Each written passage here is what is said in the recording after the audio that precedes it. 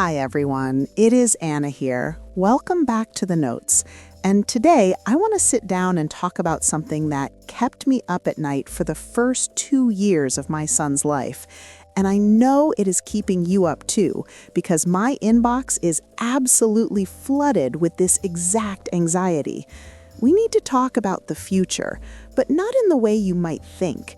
Because if you are anything like me, you have probably spent a decent amount of time doom scrolling at 3 a.m., looking at articles about how competitive the world is, wondering if you need to sign your 6-month-old up for Mandarin classes, or if you are already failing because you let them watch 20 minutes of cartoons so you could take a shower. We have this immense, crushing pressure on us right now to build successful children, as if they are these projects that we have to engineer perfectly, and if we miss one piece of the assembly instructions, the whole thing is going to collapse. But recently, I went down a rabbit hole of research, looking at longitudinal studies from places like Harvard's Center on the Developing Child and Stanford, and what I found was actually the biggest relief I have felt in years. So I want to share that relief with you today. The science is telling us something very counterintuitive, which is that the kids who go the furthest in life, the ones who grow up to be resilient, happy, successful adults, are not the ones who were pushed the hardest. They are the ones who were given the space to grow themselves. The title of this discussion is Raising Kids Who Can Survive Without You, which sounds a little dramatic and maybe a little heartbreaking, because right now they are so little and they need us for everything. But that is the end game, isn't it? We are working ourselves out of a job. The core philosophy we need to adopt, and this is the hardest thing for a control freak like me to accept, is that we are not carpenters, we are gardeners. And that distinction changes everything about how we wake up in the morning. When you are a carpenter, you think that you can carve your child into a specific shape. You think that if you just measure twice and cut once, you will get a doctor or a lawyer or a calm, obedient child. And if the child doesn't turn out that way, you feel like you failed as a craftsman. But the research suggests we need to be gardeners, meaning you cannot actually make a flower grow by pulling on it. And if you try to pull a plant up to make it taller, you just rip the roots out. So instead, your only job is to create the ecosystem. The input from these top universities suggests that the single biggest factor in a child's future success is not the curriculum you choose, but the emotional environment you set, specifically the belief you hold about them. This leads me to one of the most profound points in the research, which essentially says that a parent's belief is the ceiling of the child's future. Meaning, if you believe your child is fragile, if you believe they cannot handle the world, they will internalize that fragility. But if you genuinely believe they are capable of growing, they will rise to meet that expectation. It is a concept called the Pygmalion effect, but in parenting, it just means that our anxiety is contagious, but so is our confidence. I remember when my son was about 2, I was obsessed with this idea of milestones, checking the charts every single week, and if he wasn't doing something exactly when the book said he should, I would jump in and try to force it. I would try to teach him how to play with a puzzle correctly because I thought I was helping him get ahead. But what I was actually doing was signaling to him that I didn't trust him to figure it out.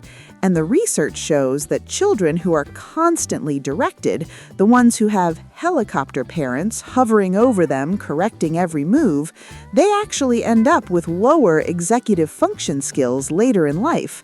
Executive function is just a fancy word for the ability to manage yourself, to plan, to focus, to handle multiple tasks. And these skills are not taught through lectures. They are built through experience.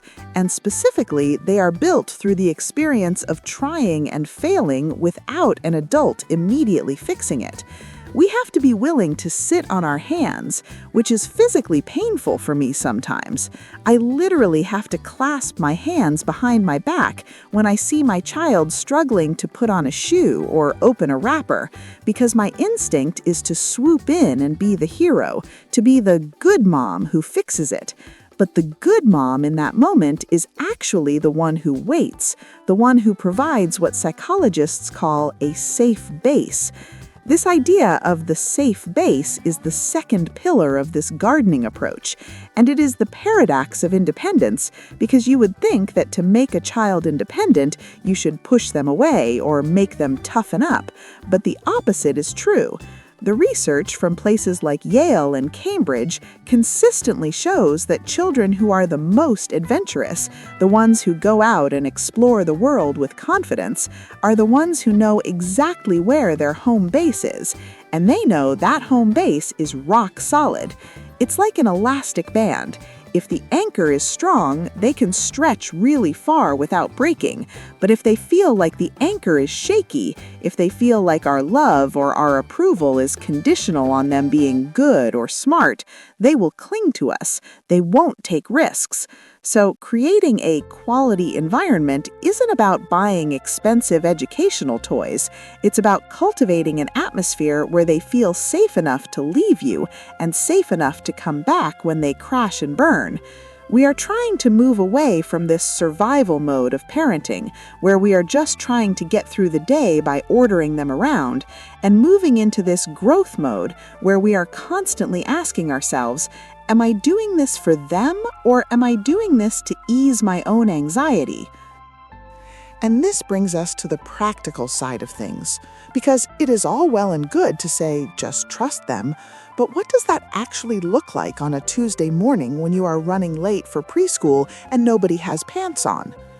It starts with a fundamental shift in how we view their behavior, and more importantly, how we view our role in that moment. Because we often think our job is to control the situation, to be the CEO of the household who gives orders and expects compliance. But if we want to raise a leader, if we want to raise someone who can think for themselves when we aren't there to whisper in their ear, we have to stop acting like a dictator and start acting more like a consultant. And that shift begins with the very specific, very tactical way we use our voices and our ears during high-stress moments. This brings us to what I call verbal Jiu-Jitsu, which is essentially the art of getting your child to do what is needed without turning your home into a battlefield. And it anchors on this massive shift from telling to asking. The research from MIT regarding cognitive control is fascinating because it highlights a trap we all fall into, which is that when we give a direct command like, go brush your teeth or put on your shoes, we are actually bypassing the part of the child's brain that needs to develop. When you issue a command, the child's brain only has to process obedience or defiance. It is a binary switch. They either do it or they fight you. But there is no actual thinking involved, no planning, no sequence analysis. However, if you flip that dynamic and use a question, something the experts call inquiry-based parenting, you are forcing their prefrontal cortex to wake up and get to work. So instead of saying, put on your coat, you ask, it is raining outside, what do you need to wear so you don't get cold? And in that split second, they have to pause, access their memory, evaluate the environment, and come up with a solution. It sounds like a semantic trick, but it is actually a neurological workout. And if you do this 20 times a day, what happens next in our bedtime routine? Or where does the dirty plate go? You are giving their executive function muscles 20 little reps at the gym.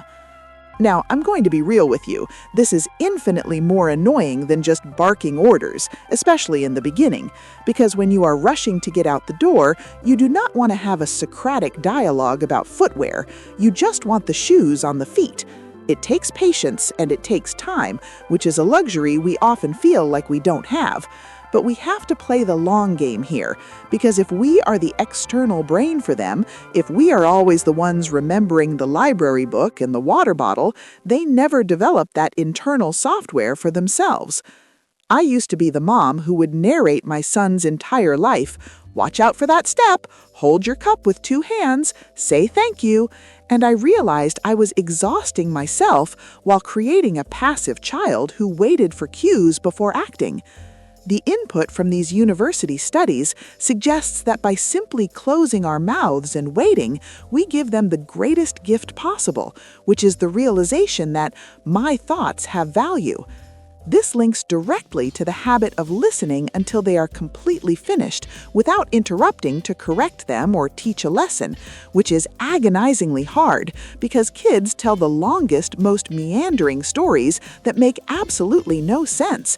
But when we cut them off to say, actually, it happened like this, or hurry up, get to the point, we are subtly telling them that their voice is secondary to ours, whereas letting them stumble through their sentence structures teaches them to organize their own thoughts and builds the confidence to speak up later in life. This moves us into the emotional regulation piece of communication, specifically point number 2 from our list, which is about slowing down when things get heated. We have this misconception that when a child is losing it, when they are screaming or throwing a tantrum, we need to talk over them to be heard. We need to be louder and faster to assert authority. But the neuroscience on this is crystal clear. A child's brain in a state of stress cannot process logic. It can only process rhythm and tone. So if you escalate, they escalate. It's simple biology. The most powerful leadership tool you have is not your logic, it's your tempo. When I feel my blood pressure spiking because my toddler has just painted the cat with yogurt, my instinct is to yell. But I have learned to drop my voice an octave and slow my speech rate down to about half my normal speed. It feels weird, almost robotic, but what happens is that my calm rhythm actually hacks their nervous system. Humans have mirror neurons. We subconsciously mimic the emotional state of the people we are closest to. So if I can simulate calm, even if I'm faking it, even if I'm screaming inside, my child's heart rate will eventually sync with mine. This is what it means to be a thermostat, not a thermometer, where you set the temperature of the room rather than just reflecting the chaos back at them. You are teaching them that emotions are manageable, that we don't have to fear big feelings, and this lays the groundwork for self-regulation because they are downloading your software every time you handle a crisis without exploding. It is about creating a pause between the trigger and the reaction, and that pause is where all the growth happens. But of course, no matter how calm we are and no matter how many perfect questions we ask, things are going to go wrong, mistakes are going to happen, and arguably that is actually where the real magic begins. We spend so much energy trying to prevent our kids from messing up, trying to smooth the path for them so they don't trip. But the data on resilience suggests that we have been looking at failure all wrong. We shouldn't be clearing the path for the child. We should be preparing the child for the path. And that means we need a radical new strategy for how we handle the oops moments in life.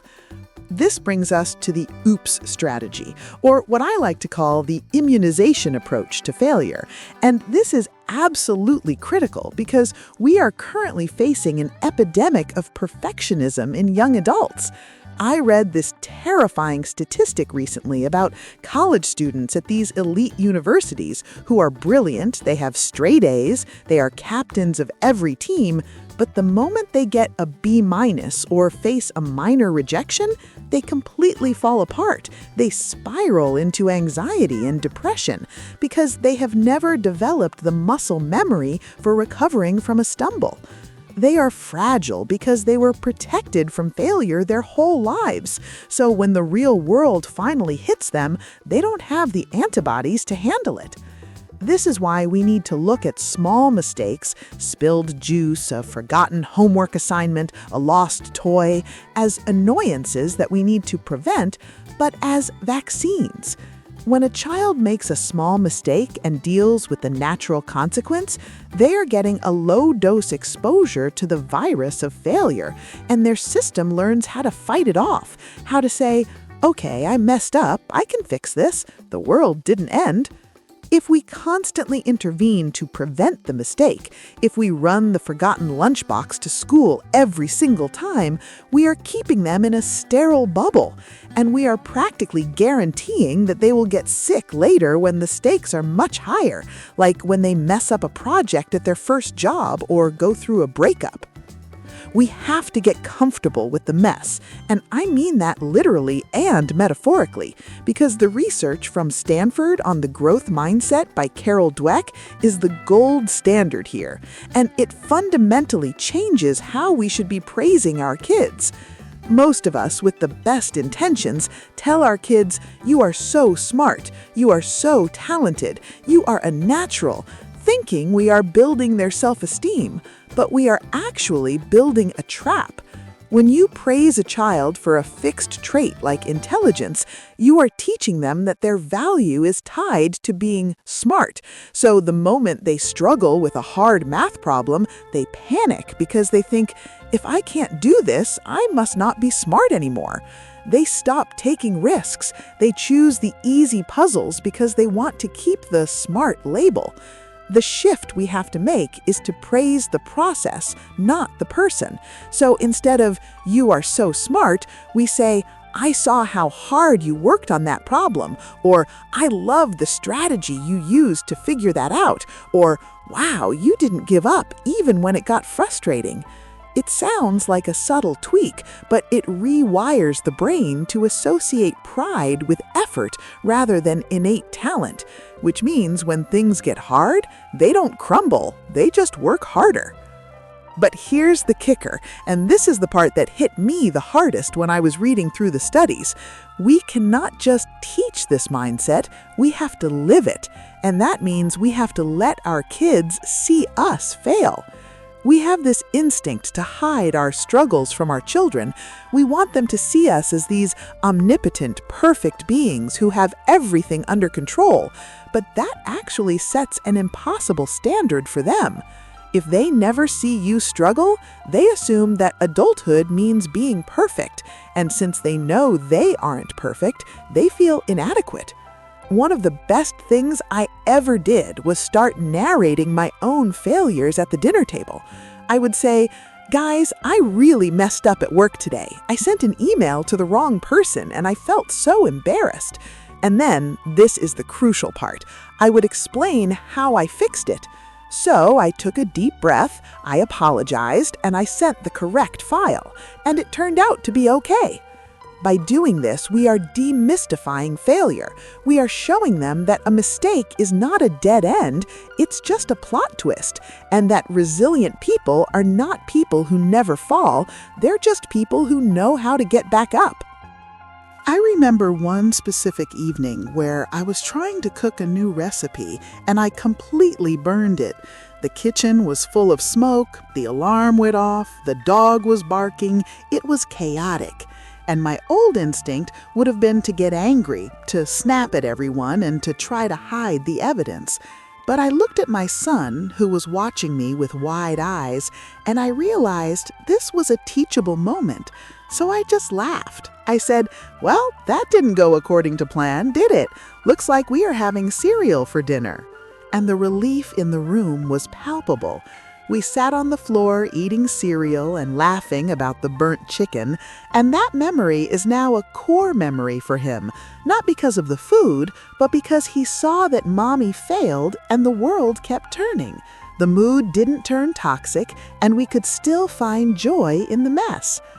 This connects back to the idea that perfection is the enemy of connection, because when we try to be perfect, we are stiff, we are anxious, and we are distant. But when we are real, when we own our flaws, we give our kids permission to be human too. This also means we have to stop using fear as a teaching tool, which is point number 12 in our framework. Because while fear works very well in the short term, if you scream at a child, they will stop what they are doing immediately. It is disastrous for long-term brain development. When a child is in a state of fear, their brain goes into survival mode, literally shifting blood flow away from the prefrontal cortex, which is the thinking part of the brain, to the amygdala, the reptile brain responsible for fight or flight. So you might get compliance, you might get them to stop hitting their brother right now, but you are not teaching them why they shouldn't hit. You are just teaching them to be afraid of you. A brain that is constantly in survival mode cannot learn, it cannot problem solve, and it certainly cannot develop empathy. We want to raise kids who do the right thing because they understand the impact of their actions, not because they are terrified of getting caught. And that requires us to move away from punitive, fear-based discipline toward a model that focuses on logical consequences and learning. And I know what you are thinking, Anna, that sounds great, but what about when they are really misbehaving? Surely they need to feel bad to learn a lesson. But the science suggests that shame is actually a terrible teacher. Shame makes a child feel like they are bad rather than their behavior was bad. And when a child feels worthless, they tend to act out even more because they think, well, I'm a bad kid, so I might as well do bad things. This brings us to the crucial distinction between guilt and shame, where guilt is I did something wrong and shame is I am something wrong. We want to cultivate a sense of healthy guilt, which leads to repair and growth, but we want to avoid toxic shame at all costs. This is why the time-out method has fallen out of favor in recent years, because isolating a child when they are having a hard time often just reinforces that feeling of abandonment and shame. Instead, we are looking at time-ins, where we sit with them through the storm, not validating the bad behavior, but validating the emotion behind it, helping them calm down so their thinking brain can come back online, and then doing the teaching. It's about playing the long game, prioritizing the relationship over the immediate compliance, and understanding that a dysregulated child needs a regulator, not a tormentor.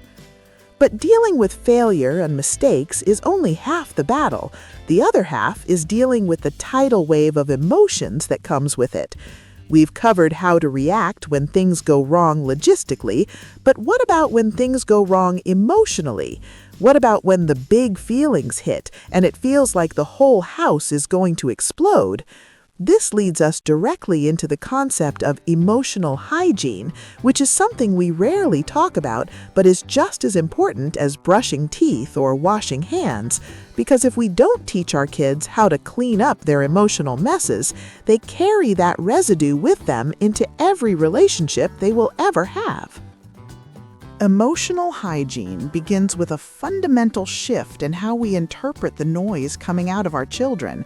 Because let's be honest, children are loud, messy, and emotional creatures, and our default setting as exhausted parents is often to view these big emotions as misbehavior that needs to be extinguished.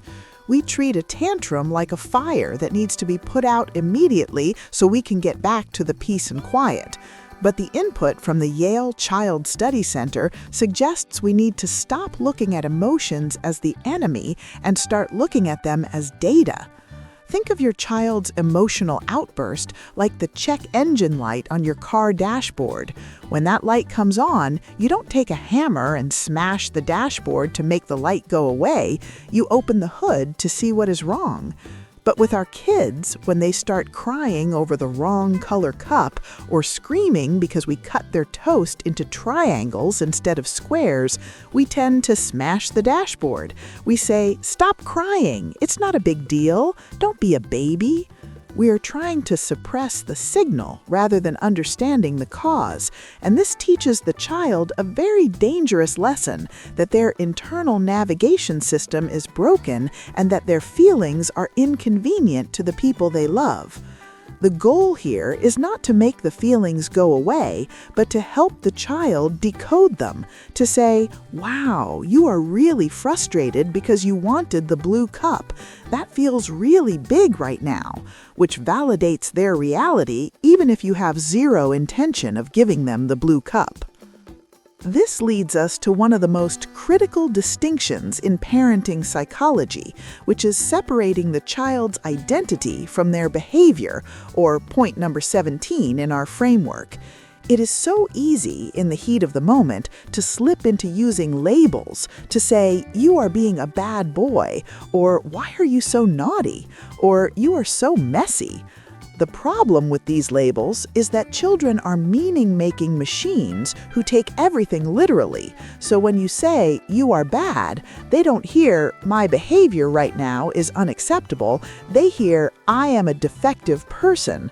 This creates a shame spiral where the child thinks, well, if I am a bad kid, I might as well do bad things, and it becomes a self-fulfilling prophecy that is incredibly hard to break later in life. We have to be surgical with our language. We have to criticize the action while affirming the person. So instead of, you are mean, it becomes, hitting is not okay because it hurts people, and you are a kind person who doesn't want to hurt others. You are appealing to their best self rather than condemning their worst self, and you are keeping their core identity intact even while you are delivering a consequence. It is the difference between shame, which says, I am a mistake, and guilt, which says, I made a mistake. And that subtle shift is what prevents a child's self-esteem from eroding over time. However, we are human, and we are going to mess this up. We are going to yell, we are going to say the wrong thing, we are going to lose our temper when we are sleep-deprived and stressed, and this is where the concept of the repair comes in, which is arguably the most important skill in your parenting toolbox. There's a myth that a good home is a peaceful home, where no one ever yells and everyone is always smiling. But the researchers at Harvard have found that rupture is unavoidable in human relationships.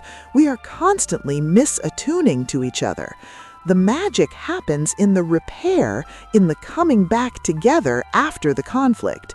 When you lose it with your child, and you will, you have a golden opportunity to model accountability by going back to them once you are calm and saying, I am sorry I yelled earlier. I was feeling very frustrated, but it is not your job to handle my big feelings, and I am going to work on staying calm next time. You are showing them that relationships are resilient, that conflict doesn't mean the end of love, and that even adults have to work on their emotional regulation. This builds a profound sense of safety because the child learns that they don't have to be perfect to be loved, and that when things break, they can be fixed. I remember a specific incident where I completely snapped at my son because he spilled a bag of flour all over the kitchen floor right after I had cleaned it, and I roared at him. I really let him have it, and he just dissolved into tears. I felt that pit of toxic guilt in my stomach, that voice saying, you are a terrible mother, you are ruining him. But I stopped, took 10 deep breaths, and sat down on the floor amidst the flour. I pulled him into my lap and I apologized, not for the consequence, he still had to help me clean it up, but for my reaction, for the scariness of my anger. We cleaned it up together, and that moment of repair turned a traumatic event into a moment of connection, teaching him that while mistakes happen and anger happens, our bond is stronger than the mess. This is what creates a secure attachment, knowing that the relationship can survive the storm, and it gives them the confidence to form deep relationships in the future because they aren't terrified that one argument will cause people to leave them. This emotional work also requires us to reframe how we view our home environment, specifically point number 10, which is about making the home a place where they don't have to be on all the time. We put so much pressure on kids to be good at school, to be polite to strangers, to follow the rules in public, that they spend their entire day inhibiting their impulses, wearing a mask of composure that is exhausting for their developing brains. When they come home, they often experience what is called restraint collapse, where they unleash all that pent-up frustration on the safest person in their life, which is usually you. So when your child is an angel at school but a demon at home, it is actually a backhanded compliment. It means they feel safe enough with you to show their ugly side. They trust that you can handle their worst self.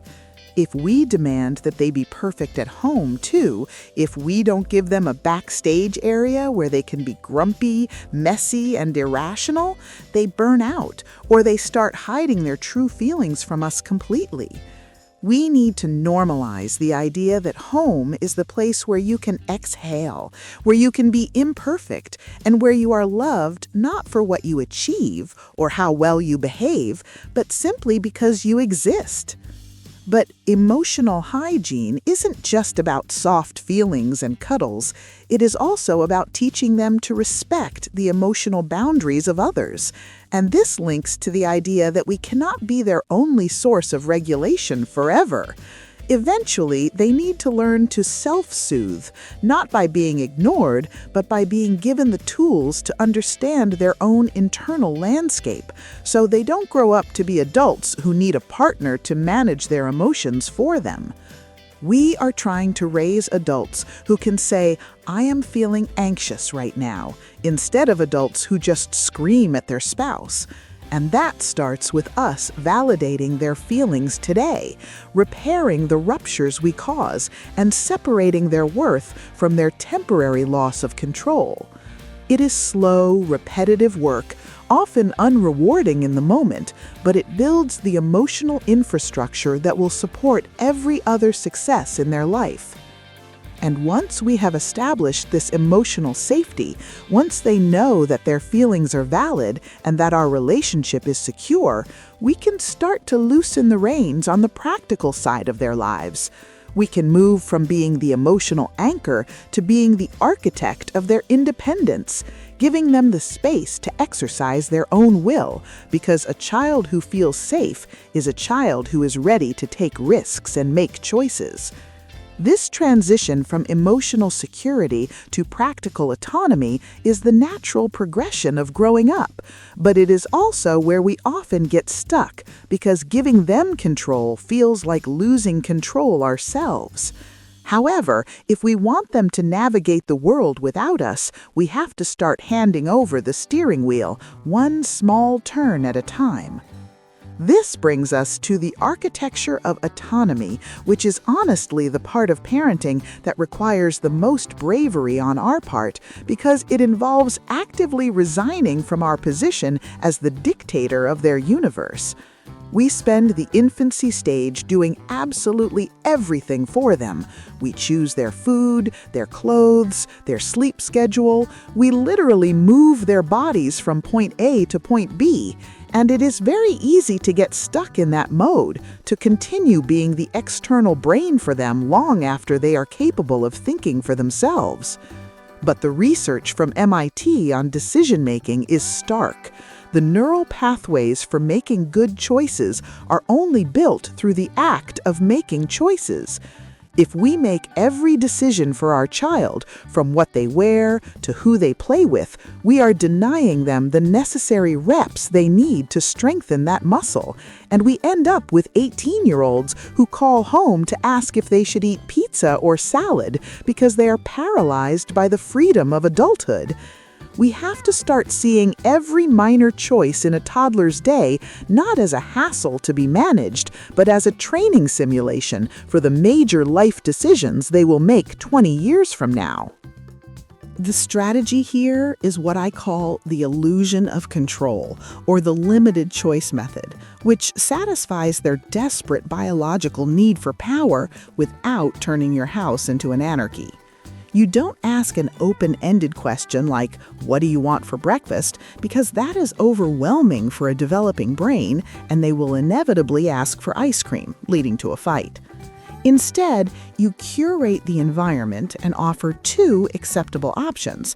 Do you want oatmeal or toast? Or are you wearing the red shoes or the blue shoes? By doing this, you are defining the boundaries of the playground, but you are letting them choose the game. It sounds trivial, but for a small child, choosing their own shoes is a massive act of self-definition. It is them saying, "I exist and my preference matters." I remember letting my son dress himself for preschool for a week, and he walked out looking like a chaotic wizard, wearing a superhero cape, rain boots on a sunny day, and plaid shorts with a striped shirt. Every instinct in me wanted to fix him, to make him look presentable so the other moms wouldn't judge me. But I had to bite my tongue because his pride in that outfit was worth more than my vanity. He walked into that school with his head held high because he was wearing his choice, not mine. And that internal sense of agency is the bedrock of confidence. This respect for their choices has to extend to their opinions as well, specifically point number 13 in our framework, which is about accepting thoughts that are different from ours. There is a dangerous trap in parenting where we equate goodness with compliance, where we think we have succeeded if our child agrees with everything we say and never pushes back. But actually, a child who is 100% compliant to an adult is a child who is at risk, because if they are trained to blindly follow authority without question, they are vulnerable to peer pressure, to bad bosses, and to abusive relationships later in life. We want to raise critical thinkers, not soldiers, and that means we have to tolerate and even celebrate when they disagree with us, provided they do it respectfully. When your child says, "I don't think that's fair," or "I see it differently," instead of shutting them down with "because I said so," we need to get curious. We need to say, "Tell me why you think that," because we are validating that their brain is separate from ours. It is incredibly annoying when you are trying to get them to bed and they want to debate the logic of bedtime. I get that. But that annoying trait is exactly the leadership quality you want them to have in the boardroom 20 years from now. You are training them to speak truth to power, and right now, you are the power.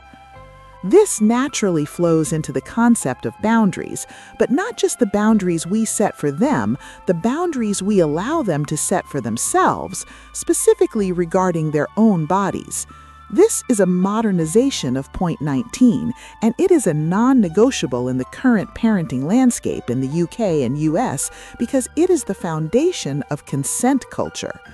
We used to force kids to give grandma a kiss or hug Uncle Bob to be polite, prioritizing the adult's feelings over the child's comfort.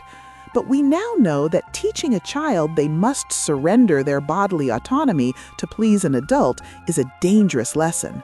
We need to empower them to own their personal space, to say, "No, I don't want a hug right now, I'll give a high five instead." When we respect that no, we are teaching them that their body belongs to them, not to us and not to anyone else. It gives them the vocabulary to set boundaries with peers, with dates, and with strangers. If we steamroll their boundaries when they are 3 because grandma will be sad, we are dismantling their defense mechanisms.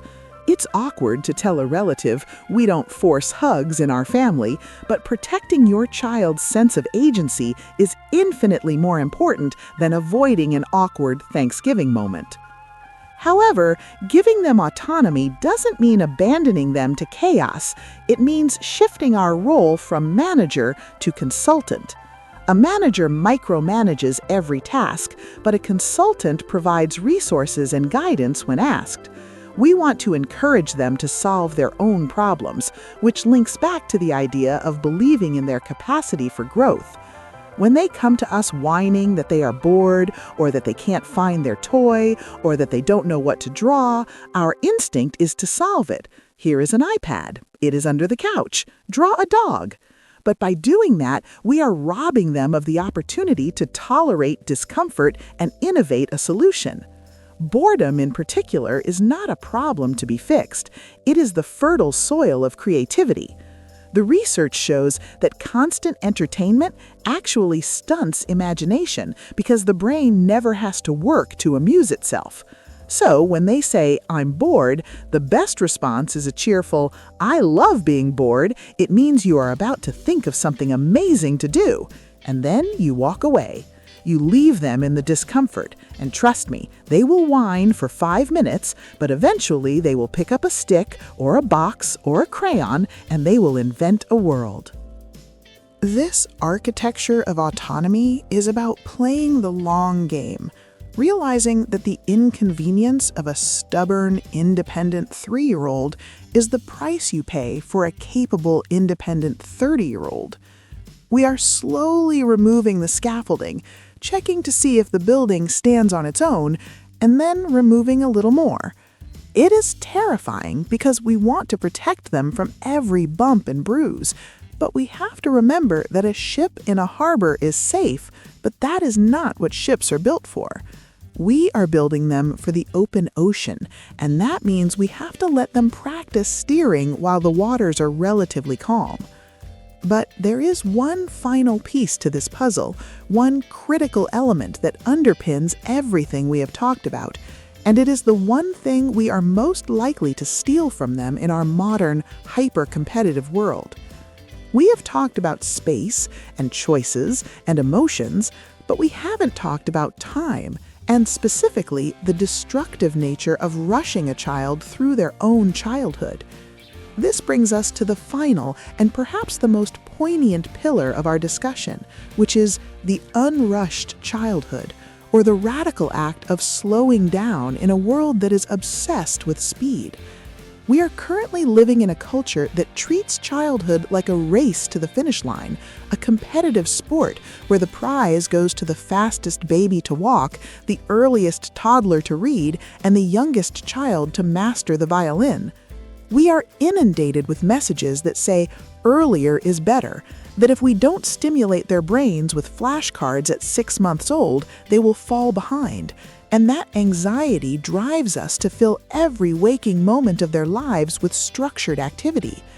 But the input from the Harvard Center on the Developing Child warns us against this overscheduling epidemic, highlighting that the brain does not develop linearly, nor does it develop well under constant pressure. When we pack their schedules with soccer, coding camp, piano, and tutoring, we think we are enriching their lives, but we are often just exhausting their nervous systems and depriving them of the one thing they need most: unstructured, aimless, quiet time. There is a profound beauty and utility in doing absolutely nothing, a concept that feels almost sinful to modern parents who measure their worth by productivity. But the research shows that it is in the white space of the calendar, the moments where there is no coach, no teacher, and no instruction, that the brain actually consolidates what it has learned. It is in the downtime that a child processes their experiences, daydreams, and connects the dots in a way that structured learning simply cannot replicate. When we constantly rush them from one activity to the next, we are keeping them in a state of chronic low-level stress, and we are teaching them that their worth is tied to their output, to what they do, rather than who they are. We need to be brave enough to say no to the culture of busy, to leave the afternoons empty, to let them lie on the grass and stare at the clouds without feeling like we are failing them. We are giving them the gift of a childhood that feels like a childhood, not like a corporate internship. This respect for time extends to their developmental timeline as well, specifically point number 14, which urges us not to rush their individual tempo. One of the most destructive things we do is compare our child's behind the scenes with everyone else's highlight reel. We see our friend's child reciting the alphabet at 2, while ours is still struggling to say mama, and we panic. We assume something is wrong. But the data on late bloomers is incredibly reassuring. It shows that early mastery is not a reliable predictor of long-term success. Some of the most brilliant minds in history, including Einstein, were slow to talk or slow to read. Children are not assembly line products that all get stamped at the same station at the same time. They are organic beings with their own internal clocks. When we push them to hit a milestone before their brain is ready, we are not speeding up development, we are just introducing anxiety into the learning process. We are teaching them that learning is stressful and that they are slow, a label that can stick for a lifetime. The most supportive thing we can do is to trust their timeline, to provide the environment, and then step back, knowing that they will walk when their legs are strong enough and read when their brain is wired for it. This brings us back to the very beginning, to the overarching theme of fear versus trust. Point number 12 reminded us not to use fear as a tool, but I want to expand that to say we must not let fear be our driver. So much of modern parenting is driven by the fear of an uncertain future. Fear that they won't get into a good college, fear they won't get a good job, fear they will be left behind. But when we parent from a place of fear, our children feel it. They feel the tightness in our grip, the urgency in our voice, and the weight of our expectations, and they internalize that the world is a scary place where they must constantly scramble to survive. But we want to raise children who operate from a place of curiosity and confidence, not survival mode. We want them to look at the future not as a threat to be managed, but as an adventure to be explored. So, as we close this conversation, I want to invite you to take a deep breath, perhaps the deepest breath you have taken since your child was born. I want you to look at the input from these top universities, the science on listening, on failure, on connection, on autonomy, and realize that it all points to one simple, liberating truth. You are already enough, and your child is already enough. You don't need to be a perfect parent who never yells and always has the right answer. You just need to be a good enough parent who is present, who repairs the ruptures, who creates a safe base, and who believes with unwavering faith in the resilience of your child. We are not building statues that have to be perfect and static. We are raising living, breathing, messy humans who will stumble and fall and get back up again. The next time you find yourself spiraling at 3 a.m., worrying about whether you are doing it right, remember the image of the gardener. You cannot force the flower to bloom by prying open the petals. Your job is simply to water the soil, ensure there is enough light, pull a few weeds here and there, and then stand back and watch with wonder as they unfold in their own time, in their own way, into something far more beautiful than anything you could have carved by hand. It is a long game, a messy game, and the hardest job you will ever love.